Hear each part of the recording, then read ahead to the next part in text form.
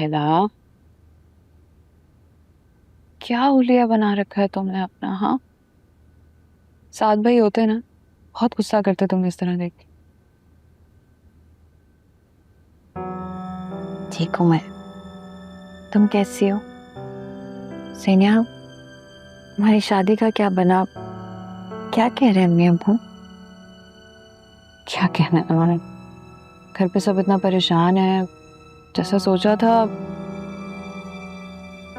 ऐसा कुछ हो ही नहीं सकता। मेरी किस्मत में जो लिखा था वो हो चुका है, उसे बदला नहीं जा सकता जीनिया। पर प्लीज शादी करके इस घर में आ जाओ। मेरी तन्हाई बांटने वाला कोई तो होगा। यहाँ बहुत अकेला महसूस करती हूँ जीनिया। कोई कोई बात करने वाला नहीं है। हर चीज से खौफ आता है, डर लगता है मुझे।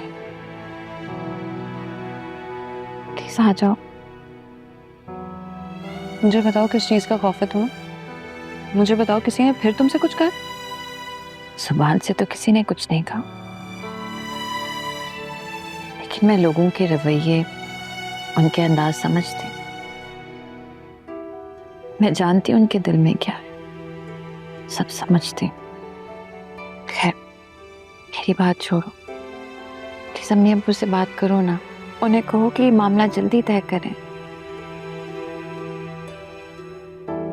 मैंने कहा तो है कि 1-2 दिन में फहद को बुलाएंगे, बात करेंगे, लेकिन कुछ समझ नहीं आ रहा क्या होगा, कैसे होगा।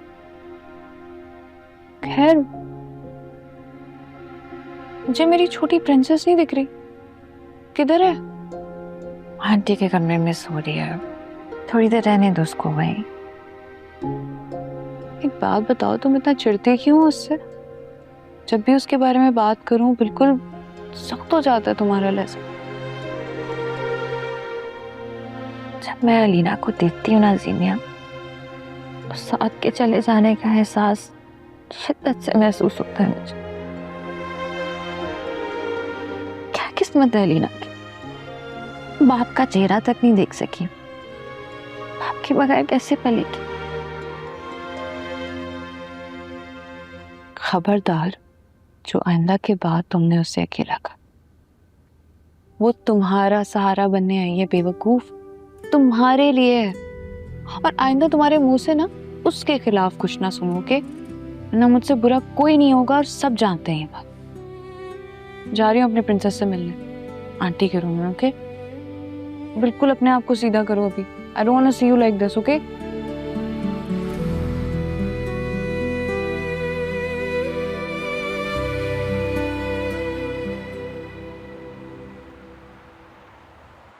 बेटा,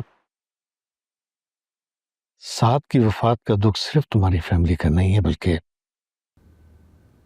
हमारी जवान बेटी भी बस उजड़ ही गई। फिर भी things have to move on. कारोबारी जिंदगी तो चलते रहना चाहिए। मैं समझा नहीं अंकल, किस काम की बात कर रहे हैं आप? दरअसल बेटा, हम तुम्हारी आगे की प्लानिंग्स जानना चाह रहे हैं। तुम्हारी छुट्टियां भी खत्म होने वाली हैं, इसलिए तुमने आगे के लिए क्या सोचा है? फिलहाल तो रोज एक नया प्लान बनाता हूँ और रोज बदल देता हूँ। चीजें वाज़ेह नहीं है अभी, बस 1 माह ही तो हुआ है।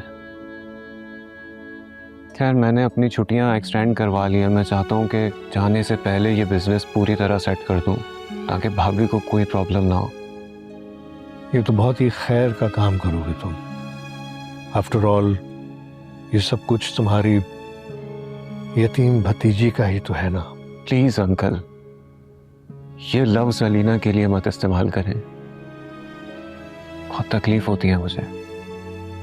मुझ में और साद में कोई फर्क नहीं है, मैं हूं ना। जीते बेटा, तुमने अपने लिए क्या सोचा है? हालांकि ये बात हमें तुम्हारे वालिदैन से करनी चाहिए थी, लेकिन हमने सोचा कि पहले तुम्हारी राय ले ली जाए।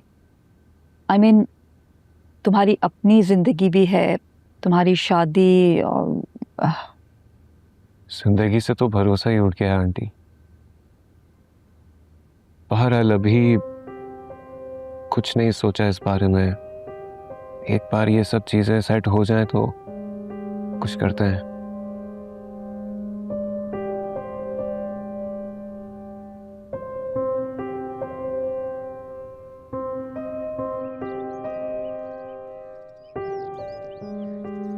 फहद, सीनिया तुम कैसी हो? जिनके नसीब में इंतजार लिखा हो कैसे होंगे वो? इस बात का क्या जवाब दूं? कुदरत ने कुछ छोड़ा ही नहीं है कहने को। समझ तो एक तो मुझे भी नहीं आती।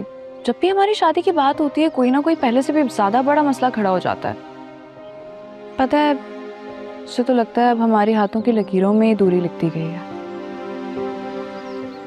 दूरी तो चाहत को बढ़ाती है, और ये भी तो हो सकता है कि खुदा हमारी चाहत को आजमाना चाहता हो। तुम फिक्र नहीं करो, बस एक बार ये सब चीजें ट्रैक पर आ जाएं तो मैं।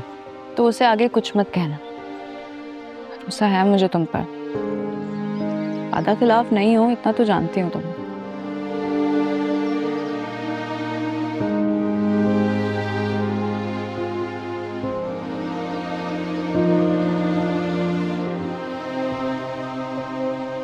जाओ।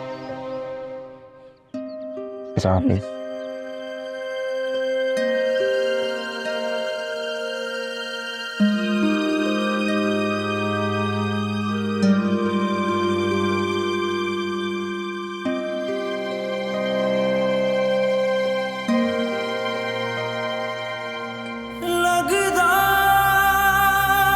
नहीं तेरे बाजू दिल मेरा।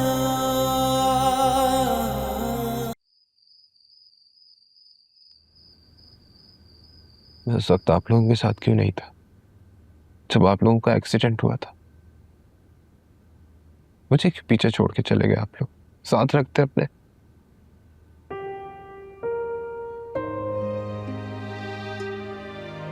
सदफ चची तो कहती है कि मैं बहुत खामोश बच्चा था, तो मुझे अपने साथ रखते हैं ना आप लोग। मैं आप लोगों को सताता थोड़ी।